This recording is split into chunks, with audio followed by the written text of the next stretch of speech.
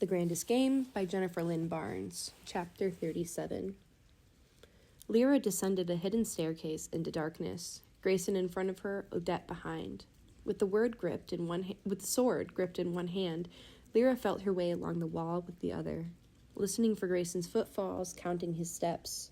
The staircase turned, and Grayson's voice cut through the darkness. "Take my hand." From the sound of his voice alone, she could tell he'd turned to face her, and somehow her body's sense for his was so strong that she knew exactly where his hand was in the darkness. Take my hand. Doing that would have been a mistake, so Lyra didn't, but she wanted to, and somehow that was worse. Good balance, remember? She stepped forward, past him, and down onto something metal. Behind her, Grayson addressed Odette through the darkness. "Just 2 more steps, Mrs. Morales. I've got you." "You would think so." The old woman's voice was dry. "Where are we?" The instant that question left Odette's mouth, lights flared to life, built into the floor of the room they'd just entered. Lyra blinked, taking in her surroundings. The still dark staircase had let out into a small room with rounded metal walls. More chamber than room, Lyra thought.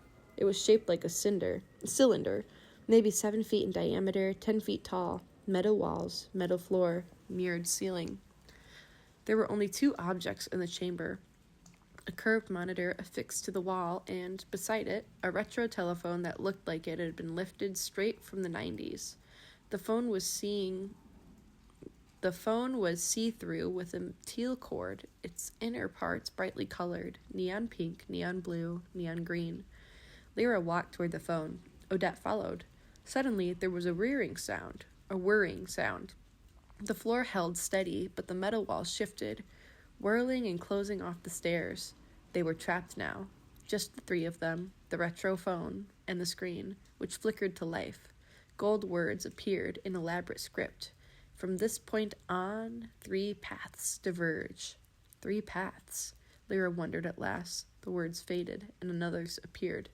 The hint remains, but must be earned. Lyra couldn't look away. Didn't so much as blink, as new lines kept replacing the old. A riddle, a puzzle, a Hawthorne game.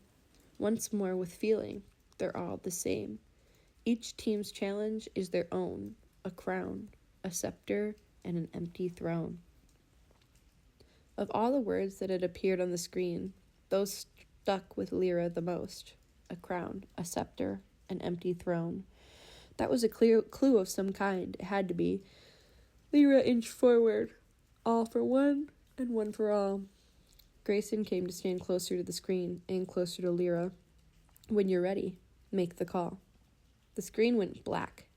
Lyra's gaze locked on to the retro telephone, and then, before she or Grayson or Odette could say a word, the metal walls around them began to whir, and shift again. End of chapter 37.